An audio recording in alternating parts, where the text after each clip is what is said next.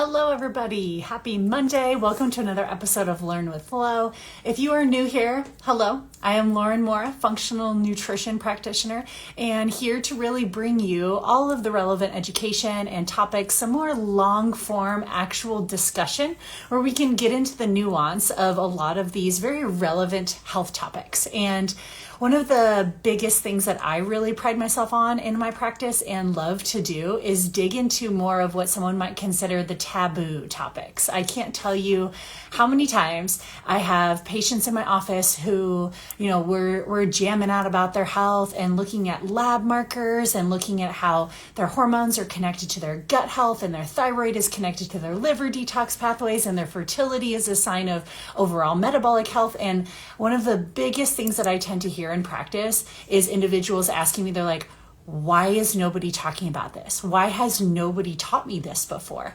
And that is where I have to agree with them wholeheartedly. And I'm like, I don't know, right? And I think the bigger answer is more just around the conversation that we're still getting into this idea that health is very holistic. Health is not just about segmenting the human body into different parts and pieces. We're really not as complex as people make it out to be. You don't need a PhD to understand your body. So here, there's no topic that's off limits. There is no gatekeeping of information. We're going to talk about topics that, like I said, are relevant and people want to know. So let's really dive in and continue on a little bit more of one of those very relevant, but sometimes taboo topics around infertility. So this is going to be the second episode in our infertility series. If you were here for our first episode of our infertility series, we really talked about the difference between the conventional medicine mindset of how infertility is treated and versus more of what I might call like the low down methods of how we think about infertility as well too. So kind of just busting open that whole myth around unexplained infertility out there, because I truly believe that infertility is really never unexplained. And if we're giving somebody kind of that little bit of a dead end diagnosis of like, oh, I'm sorry, you're just dealing with unexplained infertility. It's like, just because that person or that practitioner or that system of medicine may not have the explanation doesn't mean that the explanation doesn't exist, right? And so that's where I think sometimes it's more just like, I like to call it uninvestigated infertility versus unexplained. It just hasn't gone fully investigated. We are a little bit more comfortable sometimes in the conventional system just treating symptoms than asking why. Right? And so the biggest difference between more of a conventional medicine mindset around infertility is their thought process is, how do we force pregnancy to happen? How do we just make pregnancy happen? Whereas more from a holistic medicine or a low downs methods, I think about, well, that's interesting. Why? What are the barriers that are in the way of preventing pregnancy from happening naturally? Because the truth is, human bodies were designed to be fertile. That is one of like the main goals. Fertility is a sign of overall health. So when the body's struggling to conceive, it should make us kind of scratch our heads and scratch our chins a little bit of like, that's kind of a red flag, that something deeper might be off. The body is trying to communicate something to us. And instead of just forcing it and trying to override our body in that regard and expecting that like, oh, there's no long-term consequences of doing that, we need to understand more so what's getting in the way of natural fertility. And so today I want to take that uninvestigated infertility just a step farther. As we really dig into overall reproductive health, which usually goes back to the health and longevity of our reproductive cells and our reproductive organs, right? So today we really want to talk about things like egg quality, egg health, overall sperm quality and sperm health, because guess what? It takes two to tango. A lot of times some of this like uninvestigated infertility in my mind is placed a lot of heavily on the female in that relationship, but actually there are there's a long list of things that we can do for both egg quality and sperm quality to really improve our opportunity to conceive naturally at any age and at any stage as well too. And again, these are things that a lot of times from a conventional medicine standpoint, that system isn't necessarily designed to have these conversations with individuals or couples. So leave it to me. I'm going to provide the platform to really put this all out there so that you have another method of understanding that's maybe some of those more medical interventions for infertility may or may not necessarily be necessary. Maybe we haven't investigated the whole picture yet, right? So sometimes, like I said, when you're told more of a conventional aspect, it's like, oh, your eggs are fine, or oh, your sperm is fine because we've just looked at general sperm counts. It's like sometimes we get this feeling that almost like time is running out with our fertility, right? And I want you to know that there is so much more that you can do. And it starts with really understanding your fertility more from a holistic perspective, but then also understanding how things like egg and sperm quality, really, they're not just fixed at birth. This isn't just like a lottery system and, oh, some of us, we draw the short end and some of us get lucky, right? It's like, no, these are very dynamic processes that are constantly evolving in the human body. They're very responsive. They're very responsive to nutrition. They're very responsive to our lifestyle. They're very responsive to our environment. They're very responsive to inflammation and our gut health, right? So in today's episode, we're really going to be diving in just a little bit deeper. We're still going to be talking about this uninvestigated infertility, but in more specificity, we're going to start to investigate what are those truths about egg quality and sperm quality that are kind of going completely missed? And really, what does it take to support natural conception, whether you're actively trying now or you're thinking about it someday, or maybe you just want to optimize your hormone health and your overall cycle health as a female. So we're going to really break it down for us so that we can really understand all the way from the mitochondrial connection to egg quality to things that are maybe sabotaging female ovulation cycles, all the way to what even our men need to know about supporting their part of the fertility equation as well too. So let's just jump right into it as we think about this term uninvestigated infertility. The first thing that we really want to think about is this narrative around fertility in general. Like I said, sometimes it's kind of made out to be like it's some lottery system, some luck of the draw. It's like, oh, some people win and just some people don't. Like I've actually had couples tell me that that was what their reproductive endocrinologist told us. It's like, oh, sometimes people just get lucky. And it's like, in reality, though, we know that fertility is a mirror of what's going on deeper inside the body. And if the body does not feel safe, it's not going to prioritize reproduction. And I know that that sounds a little woo-woo and a little out there, but if you're here for your alternative therapies, then you're willing to go a little woo-woo and you're willing to go a little out there because this stuff is very real, okay? And a lot of times, like I said, from a conventional medicine standpoint, we're not necessarily talking about some of these topics or talking about things like the role that birth control plays in infertility, right? Especially in females from an early age. Conventional medicine sometimes tells us that, oh, birth control is actually supporting your fertility because it's regulating your cycles. But that's actually not what it's doing at all, right? We know that hormone contraceptives, when they're doing their job, they shut off ovulation. Great, awesome. That's exactly what they're designed to do because we are not in a mode where we want to get pregnant.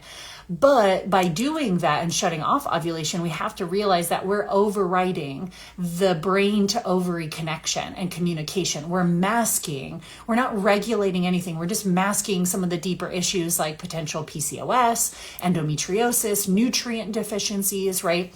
And that by having a withdrawal bleed every month, even if you're on oral contraceptives or you're on birth control and you have a bleed, that is not a real period. That's not a real cycle because you never ovulated to initiate that cycle, right? So that's where I think women really get lulled into this false narrative of like, oh, my cycles are regular. I'm like, if you're on birth control, you don't have a cycle, right? It's just called a withdrawal bleed, and that doesn't actually reflect anything about your overall fertility health. And so then when a female maybe 5, 10, 15 years down the road goes to get off of birth control and they can't get pregnant right away, guess what? You're then immediately funneled over into the IVF clinic, right? And it's like, there's no conversation about what's going on underneath and whether the body is even ready to conceive or not, right?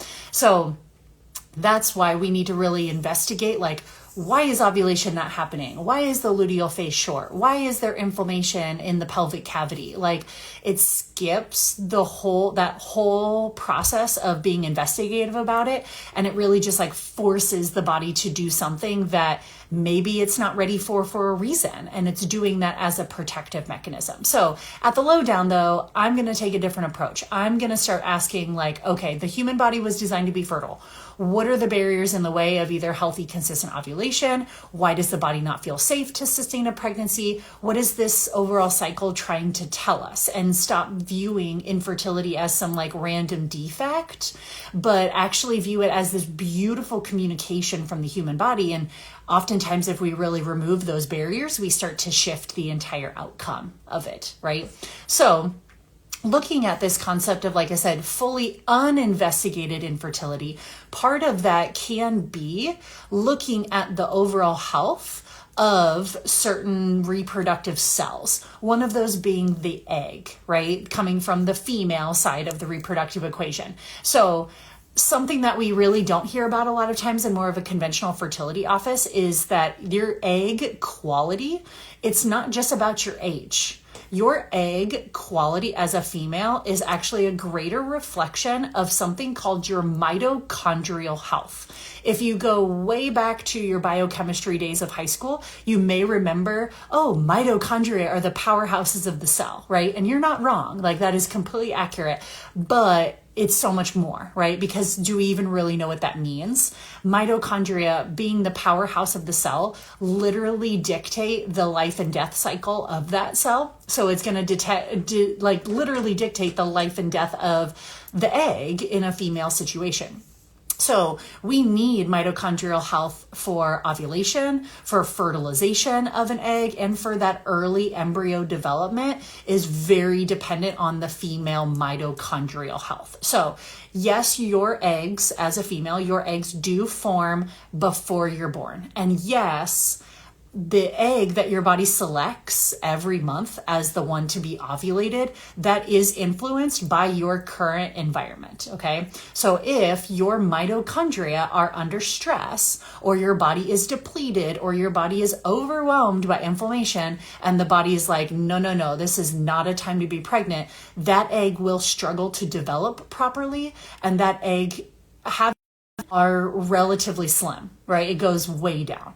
And this is one of the reasons why we're seeing younger and younger people struggle with infertility as well, because it's not just about the number of eggs that you have, right? This is about the quality of the eggs that you have. And quality is something that we actually have so much control over. And that's super empowering. But again, these aren't conversations that are necessarily happening in more of your conventional sphere. So when you think about like, how do we support egg quality? Really what you're asking is, how do we support mitochondria? Okay. And we want to start with nutrients. This is a very nutrient dependent process. So things like CoQ10, things like PQQ, things like L-carnitine, magnesium, alpha lipoic acid, antioxidants like N-acetylcysteine, vitamin C, selenium, zinc, right? And so like all of these nutrients required for mitochondria, they are obtained through diet, right? So if we have a female that is constantly on fasting and restrictive diets, restricting her calories, restricting her nutrients, she's on these yo-yo diets, it's like that's going to be really difficult to get a sufficient amount of nutrients required for optimal mitochondrial health and optimal egg quality. Plus, all of these nutrients that I just named that support mitochondria and support egg quality, ironically, those are all the same nutrients that are depleted by birth control. So it's like, what are we really doing? Of course, we're setting females up for a disservice by depleting them for 5, 10, 15 years in their most fertile years. And then we kick them off of birth control when they want to get pregnant, and we act shocked when they can't get pregnant. I'm like, no, you've just spent the last 15 years depleting them of all things mitochondrial health. So of course they're going to struggle, right? And that's where my biggest like beef with it is that it's like, we're just not being transparent about that, right? So we need to really replete these nutrients. And yes, from a dietary intake, we want to definitely look at that. But then also we have to think about, it's a two-sided equation. We want to bring those nutrients in, but we also have to look at what are we doing that's depleting a lot of those nutrients as well too. So things that can harm our mitochondrial health, sleep deprivation, too much blue light, especially at night, chronic cardio workouts on an already stressed body, long fasting windows without enough nourishment, a lot of different environmental overloads, environmental toxins, endocrine disrupting chemicals. If somebody is living in a moldy or water damaged home, like you name it, there's so many things that can really deplete our mitochondria as well. So yes, you can have all these like beautiful mitochondrial supplements, like have at it. I love those things for egg quality. But if you're also doing all of these activities that are draining all your nutrients, you might just be spinning your wheels as well too. So just know, ladies, that when your mitochondria are struggling, your body doesn't have the energy to produce a high quality egg. And if your body is in survival mode, it is not worried about creating new life. It's only trying to support and protect your life first and foremost, okay? And very closely tied to our overall egg health too is ovulation, okay? So we think about probably the two areas from a female fertility standpoint that we look at the most: egg quality, which we already covered talking about mitochondrial health. And then number two, our role is successful ovulation, okay? So egg quality and ovulation are really kind of the two pieces of the female side of the puzzle that we can do a little bit more investigative work and not just say like, oh, there's unexplained infertility. It's like, no, there's probably just uninvestigated infertility here. So the second half of the female equation is going to be ovulation. And even though we think about ovulation when it comes to making babies, it's not just about making babies, right? Ovulation supports our mood, our metabolism, our bone health, our brain health, and a lot more, our sleep cycles. And yet many of us, we don't know it, but we're actually sabotaging our ovulation without even realizing it, okay? So healthy ovulation requires stable blood sugars. It requires healthy insulin signaling. It requires a nourished and regulated nervous system. It requires sufficient calories for the body, especially in the luteal phase or those 7 to 10 days leading up to our period. Healthy fats for cholesterol production, a healthy thyroid, not just like, oh, your thyroid looks good because I ran a TSH panel, but like looking at thyroid functioning in optimal ranges. TSH, free T4, free T3, reverse T3, thyroid antibodies. Like we're looking at it all, okay? Things that are going to throw your ovulation off track. They're also very similar things that are going to deplete your body of all of those mitochondrial nutrients, right? So females, the cool thing is we don't really have to like worry about two separate things here. If we're supporting our mitochondria, then we're also supporting ovulation. If we're supporting ovulation, we're also supporting mitochondria. If we're supporting ovulation and mitochondria, we're supporting our egg quality, right? So the things that are going to throw off this ovulation, same stuff, over exercising, doing HIIT when our cortisol and nervous system is already overloaded. We're under eating, we're fasting, we're skipping meals, and we're already in a stress state. We're having so much blue light and screen time exposure, especially before bed. We're trying to do low carb diets. We're ignoring our period symptoms like heavy bleeds or PMS or irregular periods, right? And even if your cycle is coming consistently about every 28 to 30 days, it does not guarantee that you are ovulating or that you're ovulating well. Okay. I look at this all the time with my females, is looking at and tracking cycles, tracking basal body temperature, tracking progesterone, and really looking at like, okay, are you actually ovulating and are you ovulating well? If your ovulation is weak, if it's inconsistent, if it's absent, that's a signal to your body that it just does not feel ready. We can change that, but we have to do it one supportive move at a time, really focusing on mitochondria. Okay. So thinking about the female half of the equation, we do have egg quality, which really goes down to, like I said, mitochondria, and we also have healthy, robust, and consistent ovulation. If the female can kind of check some of those things off, then we know that we have a good solid one side of the equation. The other half of the equation, thinking about males, really they have to just think about sperm, okay? Not only sperm health, but sperm number as well too. So we have to stop leaving men out of the fertility conversation because there are some pretty shocking statistics of how sperm counts are changing just as rapidly as female fertility is changing as well too. So sperm counts have dropped by more than 50% globally since the 1970s. So much so that our entire reference range for a healthy sperm count has changed. Right? So even if you're going into a conventional fertility clinic and you're getting a sperm sample test done and they're coming back and saying, oh, everything looks normal, it's like, yeah, but their reference range of normal has dropped drastically since the 1970s. So it's like, we're not holding men to the same standard that we used to. Right? It's like, no, that could very much be impacting, and we could be missing a whole section of the equation here because we're just like, oh, I see sperm counts are declining, so I guess we better lower our reference ranges too. It's like, no, don't lower the reference ranges. We need to bring our standards back up to those reference ranges where things were going a lot better for our overall fertility landscape, okay?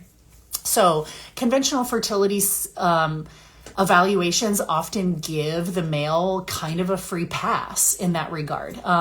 If there's any sperm at all, we're told, oh, it's fine. You're good, right? But what really gets missed is looking at, like I said, DNA fragmentation of those sperm, the mitochondrial function of those sperm, oxidative damage from things like stress, poor diet, nutrient deficiencies from alcohol, smoking, processed food, right? So healthy sperm actually requires a lot of the same nutrients that healthy eggs do, right? So we think about all of those mitochondrial supportive nutrients. We think about our CoQ10, selenium, zinc, vitamin C, vitamin E, omega-3s, and an overall lifestyle that supports like healthy hormones, detoxification, cellular repair. So yes, guys, that means minimizing your hot tubs and your laptops on your lap and your plastic water bottles, and you're actually also taking your half of the equation to really prioritize sleep and nutrition, cutting down on endocrine disruptors like alcohol and caffeine, right? Sperm matter here in this situation. And supportive preconception plan means that we need to include both partners into the equation, both physically and mentally and emotionally as well too. So as a big closing to this conversation, if there's anything I want you to walk away with today, it's that fertility isn't just some fixed number on a lab, okay?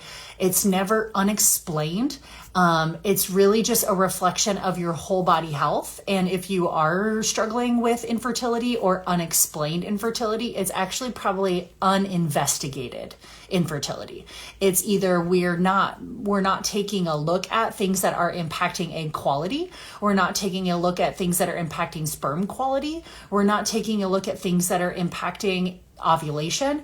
We're not really investigating those barriers in the way, right? And that means that knowing that there are barriers in the way that we can actually remove, that gives us back the power, right? This isn't, like I said, a luck of the draw lottery system. It's like you have the power. You can shift this terrain as a patient. You can change the outcome. And the egg and the sperm quality are incredibly dynamic. They are very responsive to these changes that we can do to support them as well too. So your body wants to be fertile. Your body was meant to be fertile. And so a lot of times the right support, the right safety, the right nourishment, the right environment is that like full body yes that it needs in order for that fertility to come naturally as it should be, versus I just have a little bit of an issue forcing the body into bypassing something that it is intentionally protecting, right? It's like, okay, we can do that. We can force these upon each other and make pregnancy happen.